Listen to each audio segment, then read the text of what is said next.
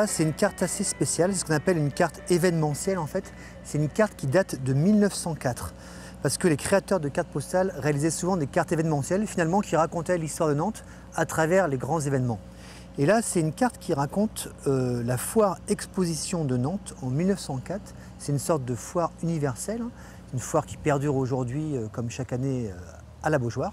Mais à l'époque, c'était sur ce qu'on appelait ici le Champ de Mars, c'est-à-dire, grosso modo, à l'endroit où se trouve de nos jours la Cité des Congrès.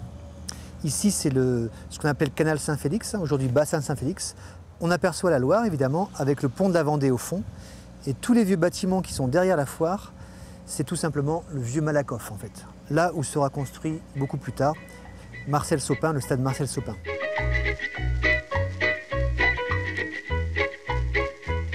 On découvre finalement des dizaines de Nantais, hein, avec leurs chapeaux, des élégantes un peu là, qui sont venus à la foire. Ils sont venus voir l'espèce de water toboggan. C'est un water toboggan, c'est une attraction foraine, quoi.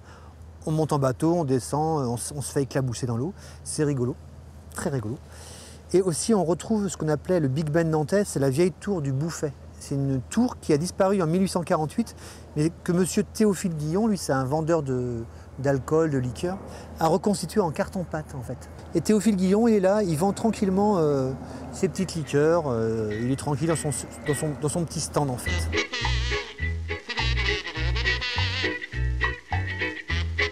Cette carte, en fait, elle fait partie d'une série. On peut même acheter des timbres, là, des espèces de vignettes plutôt, avec le nom Exposition de Nantes 1904 et puis le bateau. Elle a été réalisée par Nozay. Nozay, c'est un fabricant de cartes. Et Nozay en a réalisé une cinquantaine et on en trouve régulièrement dans les brocantes, tout simplement. Et il y a une autre histoire dans l'histoire. En fait, la foire de Nantes a accueilli un village noir, une sorte de zoo humain qui mérite à elle tout seul vraiment d'être raconté.